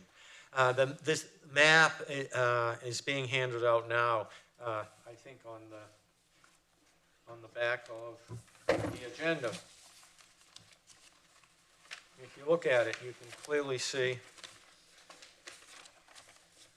This isn't probably fair for the public, it's a little small, Yes. but Yes. we're talking about the waterway on the Worcester side of the lake that's north of the West Main Street Shrewsbury Bridge, where North Quinsigamond Ave connects to West Main Street Shrewsbury. The part of the lake above to the north, there's areas that are within the boundary of about 6 wells. Yes, actually, yes, there's 6, and that proposed replacement well number 66 became active at the beginning of this month. So now they're all 6 of them are active. And for those who previously suggested that we could possibly ask the town to pass a bylaw to override this restriction, additional research has shown that this is a state law, not a town rule. So this is probably ruled out. It appears that any treatment of aquatic weeds in that location must be by mechanical means, either by machine or hand. We certainly don't want to bring the commission against the state legislature to try to suggest they change their laws. Also, as water flows downstream, this restriction might have an effect on treating aquatic weeds just upstream of this Zone 1 location, which is complicated by an additional Shrewsbury water well Zone 1 location that overlaps Mud Pond. Exactly as this Zone 1 is shown to overlap the very north end of Lake Quinsigamond, it turns out there's another Zone 1 with, I think, 4 wells in it that overlaps a good fraction of Mud Pond as well. And the reason I'm mentioning this is that this brings up a new question that needs to be answered. And it might be a complicated question, as it probably depends on the flow rate and chemical concentration coming down from anything that we treat above both of those Zone 1 zones, such as Newton Pond is just literally a quarter of a mile above the Mud Pond Zone 1, and then the Lake Quinsigamond one is just below that. So that there's another question there that probably will need to be addressed in the future. More positive notes, we received permission from the National Heritage Endangered Species Program at Mass Fish and Wildlife to begin this season's weed treatment program in the lake. The herbicide treatment of Fanwat and Flint Pond has begun, applying the first of 3 spaced treatments, along with continuous monitoring of the active ingredients concentration. And the 2 combined projects of mapping the aquatic plant distribution and of the endangered Vasey's pondweed in the southern half of the lake are in the process of starting up now. Also, the second herbicide treatment of the sacred lotus near Edgemere is ready to go if the sacred lotus reappears this season, and the contract for hydro raking of its roots is ready to be voted on a next month's Lake Quinsigamond Commission meeting. Finally, in terms of weed treatments, I will leave it to Katie to describe the status of the dash treatment in Old Faith Cove that Worcester is funding in her Lakes and Ponds report, as well as the 2 water chestnut pulling events she has helped organize with the Quinsigamond Watershed Association. Finally, per last month's vote, no discussion on Newton Pond can occur until we receive the ruling from Shrewsbury's Town Council from the town administrator. We have not received that yet, so I guess I will have to ask them again when we're going to receive it. And I want to end my comment here. I know State Senator and State Representative was here to give Peter 2 citations. I don't have a citation to give him, but I do want to give him a shout out. Clearly, anything I can say will only be a weak follow-up to what our local state representative and state senator have already mentioned. And I may be putting myself in danger of repeating clearly what Hannah has already said. But because I think it is so important for the lake, I will again mention that he was the essential driving force for expanding the Lake Commission's charter from being just a rulemaking body for fair and equal use of the lake for all into the additional role of preserving it for future generations from the environmental challenge it now faces as urbanization around it continues to increase. Peter expanded the Commission's task, but now it is up to us continuing members to successfully continue his work and make it bear positive results. And finally, wanting to be brief, I will end by just mentioning one more well-known fact. Again, Hannah said it. No other commissioner in recent history has matched the time and effort that Peter devoted to the Lake Commission. So I think we should give him an additional hand again.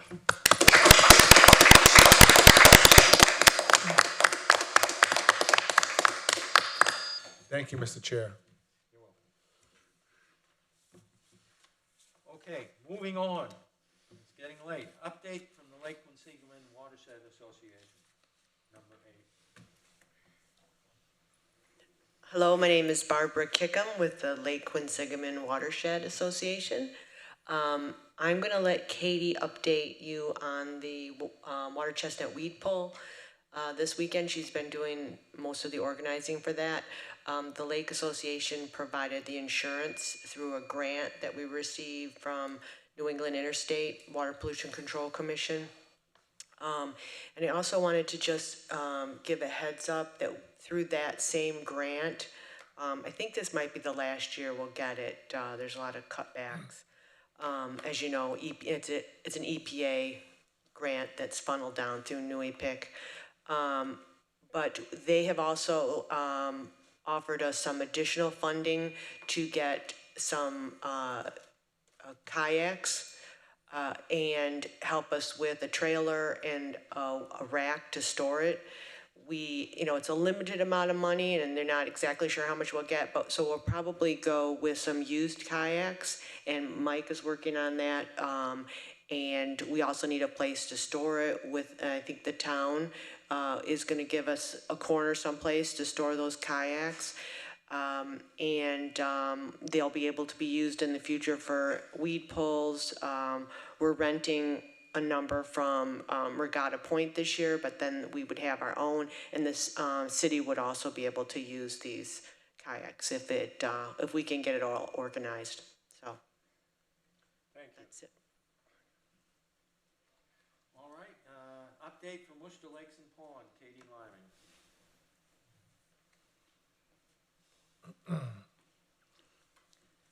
Good evening, everyone. My name is Katie Liming, and I'm the Lakes and Ponds Coordinator for the City of Worcester. I think at this point, probably everyone in this room left knows me, but just in case anyone's watching, we are, so the Lakes and Ponds program is a city program which looks after water quality in Lake Quinsigamond as well as the main recreational water bodies in Worcester. So if you're interested in learning more about our program, feel free to check out our website or catch me at the meeting. And while we're on this topic of boating and recreation, I'd love to remind everyone how important it is to inspect boats and trailers and any tanks before and after putting into any body of water to make sure that you're not accidentally transporting aquatic hitchhiking either plants or animals. So thank you everyone for the blue space advocacy and stewardship that we all are responsible for. As Barbara mentioned, one way that we can all pitch in towards that is by helping pull water chestnut this weekend. We still have a couple more spots left in canoes and kayaks. So if you are interested in joining, we would absolutely love to have everyone. If you need to borrow if you need a paddling spot, you must pre-register. We cannot guarantee that we'll have a spot for you until we confirm that there are spots left. But if you're able to bring your own boat, you're welcome to show up at Gouch Park at 9 a.m. And the event will wrap up around noon. And so it's really important that we pull out the water chestnut by hand, as Bill mentioned before, because there aren't other options available in this section of the lake. And the seeds can live at the bottom of the lake for up to 12 years, and each seed can produce up to 20 more plants that can all produce up to 15 more seeds. So the problem multiplies exponentially. So consistent management every single year is really the key to making sure that this doesn't become a wider spread problem. So we currently have 22 folks registered for this Saturday. And we'll be focusing on the section of the lake north of Gouch Park. There has been water chestnut in the past in other areas of the lake, notably in the Round Pond section, which seem to be mostly eradicated, but we'll need folks who live in that area or paddle to that area to keep an eye out. And if you see any water chestnut growing, you can remove it by gently reaching underneath the leaves and pulling out the stem as gently as possible to try to make sure that the whole roots and seed comes up as well. I got an introduction from Bill about talking about diver-assisted suction harvesting. So the city will be contracting hand removal of fanwort in the Old Faith Bay section of the lake, which should happen in August. We can't release the bid for it until our fiscal year starts in July, so that will be forthcoming, but we're looking forward to doing that as well. Beyond that, I have a couple water quality updates. The clarity is looking pretty good. It was 13 feet today when my colleague Nick was out there collecting samples. This year, the lake is also being monitored for cyanobacteria with our volunteer monitoring program, like we've done for the last couple years.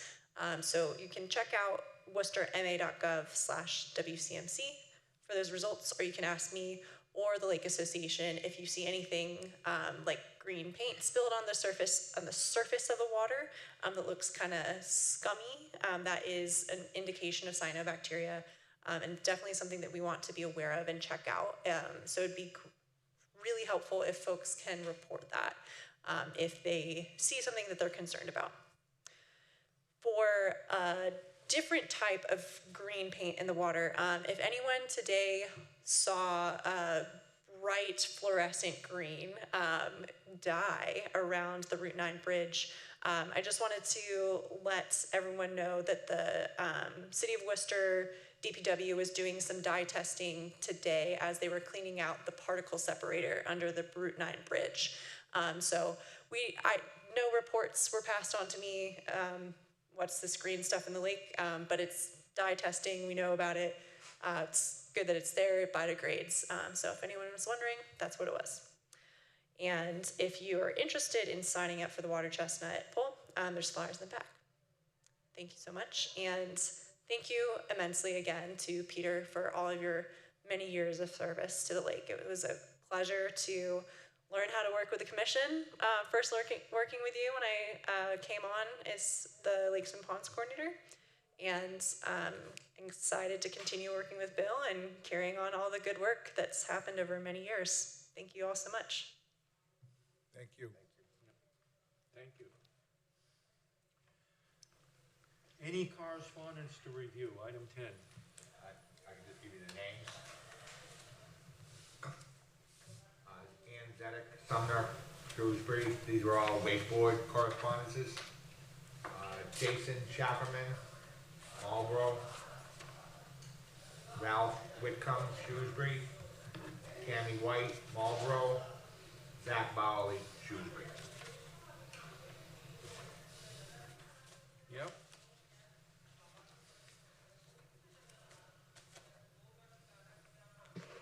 None of those people are here. Ralph Whitcomb is here. Mr. Wickham was here. He was here earlier. No one's here now. No one's here now. So that essentially leaves us with one item left. Mr. Chair? Oh, yes. I'm sorry, I forgot this earlier, but I think it's the State Department of Public Works that, correct me if I got the agency wrong, who's still contracted to maintain the Route 9 bridge over the lake. You know, if they're listening at all, let it be part of the public record that there are lights that have become dysfunctional under that bridge on the Worcester side. So if they're supposed to maintain it, I think this might be the second time I've brought it up, that the lights aren't working. And go at dusk, you can see what lights are not working. And I believe they're supposed to be maintained. So, you know, the bridge looks beautiful when it's lit up at night, but, you know, if there's lights that are out, they should be repaired. Thank you, Mr. Chair. Thank you, Mr. Chairman. Any other comments that from anyone? The Secretary has something, Mr. Chair. Our Secretary, Mr. Oh, yes. Just one thing that I omitted off the agenda was to set the next date for the meeting. You're correct. Do you know when we have this? Yeah, it's all set. We have July 29th in this room, and it's been reserved. July 29th, 2026, next month's meeting. I may be on vacation, Mr. Chair, that's life. If I can make it back, I will, but I'm. Okay. May not be Yes, able to make I'm it. going the week after. Okay, do we have a motion from a commissioner to adjourn? So moved. Second. All right, let's take a vote. Aye. Ayes? Aye. Any Aye. nays? Aye. Any abstentions? Okay, the chair declares that it was voted on unanimously to adjourn.